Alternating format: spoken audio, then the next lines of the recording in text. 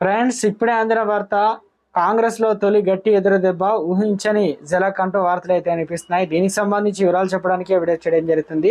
చాలా మంది వీడియో వస్తున్నారు కానీ సబ్స్క్రైబ్ మర్చిపోతున్నారండి. దయచేసి ఛానల్ సబ్స్క్రైబ్ చేసుకొని బెల్ ఐకాన్ ఆల్ పైన ట్యాప్ చేయండి. ఇవన్నీ ఇంపార్టెంట్ ఇన్ఫర్మేషన్ మిస్ అవ్వకుండా మీ ఫోన్ నోటిఫికేషన్ రూపంలో వస్తుందండి.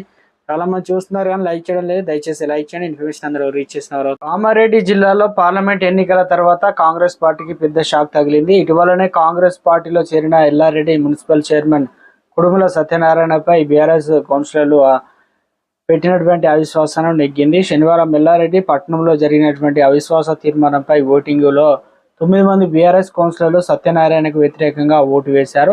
దాంతో సత్యనారాయణ పదవిచ్యుతులయ్యారు. ఎల్లారెడ్డి మున్సిపాలిటీలో 12 మంది కౌన్సిలర్లు గాను 12 మంది నెగ్గి గతంలో సత్యనారాయణ చైర్మన్ గా అయ్యారు. అసెంబ్లీ ఎన్నికల్లో టీఆర్ఎస్ పార్టీ అధికారం కోల్పోవడంతో సత్యనారాయణ కాంగ్రెస్ లో చేరారు.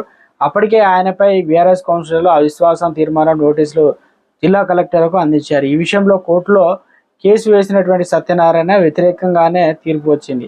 దాంతో శనివారం ఎల్లారెడ్డి మున్సిపల్ చైర్మన్ పై అవిశ్వాస తీర్మానం ఓటింగ్ అయితే జరిగింది. 9 మంది వ్యతిరేకంగా చేతులెత్తి అవిశ్వాస తీర్మానం బలపరిచారు. మున్సిపల్ చైర్మన్ పై అవిశ్వాసం కోసం క్యాంపు రాజకీయాలు జరిగాయి. బీఆర్ఎస్ పార్టీ తరఫున 10వ వార్డు నుంచి గెలిచినటువంటి పద్మ శ్రీకాంత్ క్యాంపును కౌన్సిలర్లు తరలించి అవిశ్వాసం నెగ్గేలా వ్యవహరించారు. పద్మ శ్రీకాంత్ త్వరలో మున్సిపల్ చైర్మన్ అవుతారని అక్కడ కౌన్సిలర్లు తెలిపారు. అయితే కాంగ్రెస్ పార్టీకి పార్లమెంటు ఎన్నికల ఫలితాల ముందు ఎల్లారెడ్డి మున్సిపల్ చైర్మన్ పదవి కోల్పోవడం పెద్ద దెబ్బ అని చెప్పాలి.